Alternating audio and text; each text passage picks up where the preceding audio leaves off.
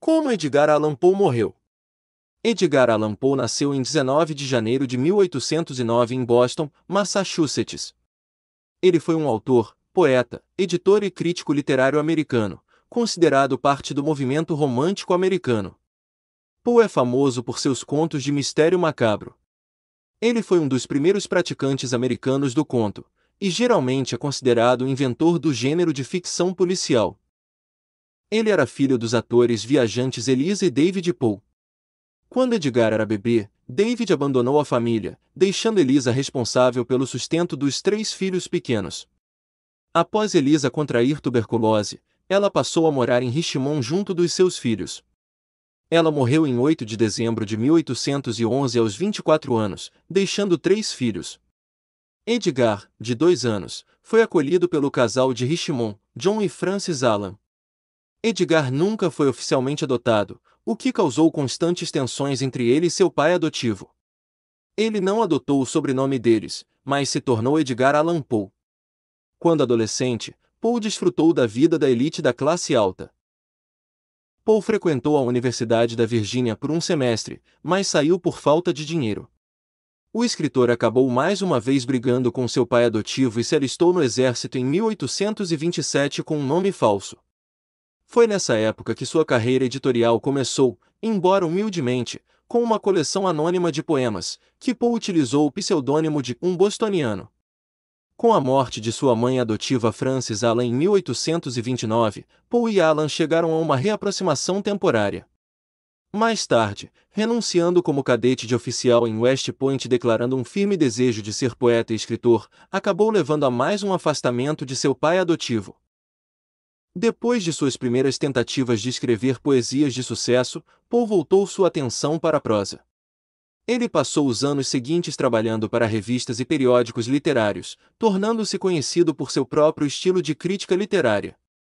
Seu trabalho o forçou a se mudar para várias cidades, incluindo Baltimore, Filadélfia e Nova York.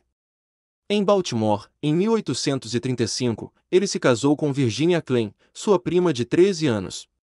Embora Edgar Poe fosse um excelente escritor, sua carreira e vida pessoal foi de altos e baixos.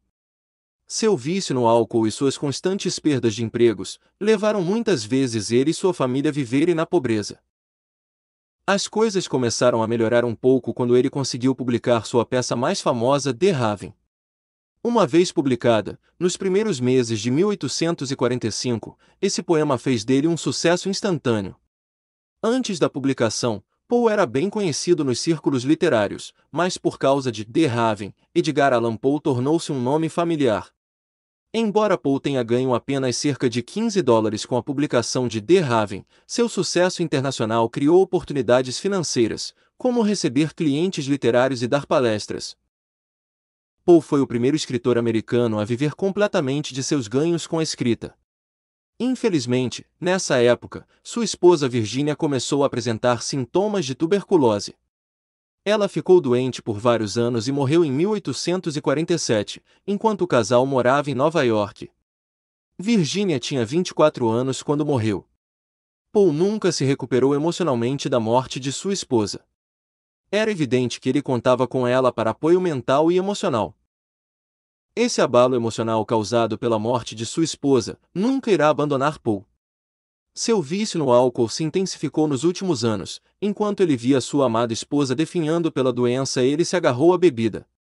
Com medo da solidão, Poe ficou desesperado para encontrar uma substituta. Poe perseguia praticamente todas as mulheres que apareciam.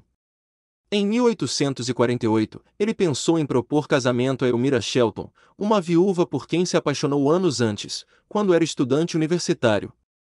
Seu pai havia impedido um casamento entre eles porque o casal ainda era adolescente. No entanto, apareceu outra mulher na vida do escritor, Sarah Ellen Whitman, uma solteirona literária pálida e de olhos azuis, que vivia em Providence, Rhode Island. Ellen Whitman, que há muito vinha devorando cada linha publicada de Poe com o que ela chamava de fascínio e avidez horrorizante, enviou ao autor um poema de homenagem, uma adaptação de seu próprio The Raven. Ele enviou a ela um poema de volta e em setembro ele foi a Providence para conhecê-la. Em poucos dias, ele disse a ela que a amava e a pressionou para que se casasse com ele. Ela disse que precisava de tempo para pensar sobre isso, e enviou-lhe uma sequência de cartas insatisfatórias, até que finalmente Paul tentou tirar a própria vida, com uma overdose de láudano. Ellen o aceitou em novembro, mas apenas com a condição de que ele parasse de beber. Ele tentou, mas ela sabia que ele estava bebendo e um dia, em dezembro, ele chegou à casa dela em péssimo estado. No dia seguinte eles tiveram uma cena, ela inalou éter suficiente para deixá-la inconsciente e sua mãe o mandou embora.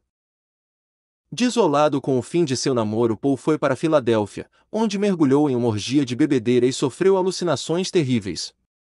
Durante 10 dias, escreveu ele, fiquei totalmente perturbado. Por fim, ele conseguiu dinheiro suficiente para chegar a Richmond em julho. Lá Paul reacendeu seu romance de infância com Elmira Royster Shelton, que era então uma viúva rica. Para desespero de seus filhos, ela e Paul mais uma vez ficaram noivos em 1849. Paul planejava se mudar permanentemente para Richmond para ficar com Elmira.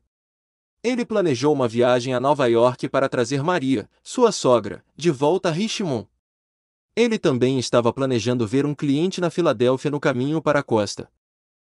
O último dia de Paul em Richmond foi em 26 de setembro de 1849. Elmira estava preocupada com sua saúde. Após o surto de cólera, sua saúde estava bastante frágil. Ela encorajou Paul a visitar seu médico, que também era seu amigo. Paul foi, porém, apenas para uma visita social. Ele fez uma refeição tardia no restaurante Sadler's. E às 4 da manhã de 27 de setembro de 1849, Paul embarcou em um navio com destino a Baltimore. De 27 de setembro a 3 de outubro, não há registro de seu paradeiro. Em 3 de outubro, dia da eleição, Paul foi encontrado delirando em uma taverna chamada Gunners Hall, em Baltimore. Ele parecia bêbado, vestindo roupas de outra pessoa e foi levado para o Washington University Hospital. Nos 4 dias seguintes, ele perdeu a consciência, às vezes alerta, às vezes gritando para nada e ninguém. Durante esses 4 dias, Paul foi atormentado por sonhos febris e alucinações vívidas. Ele chamou repetidamente por alguém chamado Reynolds, embora nenhum dos familiares ou amigos de Paul conhecesse alguém com esse nome, e os historiadores não conseguiram identificar um Reynolds na vida de Paul. Ele também fez referência a uma esposa em Richmond, embora sua primeira esposa, Virginia, tivesse morrido há mais de um ano e ele ainda não fosse casado com sua noiva, Sarah Elmira Royster.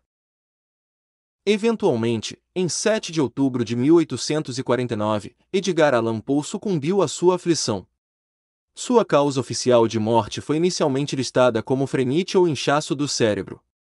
Esses registros, no entanto, desapareceram desde então e muitos duvidam de sua precisão.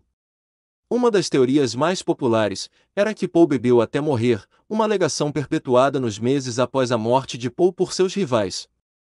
Após a exumação do corpo de Poe, para ser transferido de seu túmulo em Baltimore para um muito melhor, uma nova teoria surgiu, e começou a acreditar que talvez ele tivesse câncer cerebral no momento de sua morte. Depois de 150 anos, a morte de Edgar Allan Poe continua misteriosa como sempre, o que parece apropriado. Afinal, ele inventou a história de detetive. E foi assim que Edgar Allan Poe morreu. Se você gostou, deixe seu comentário e inscreva-se no canal. Até o próximo vídeo.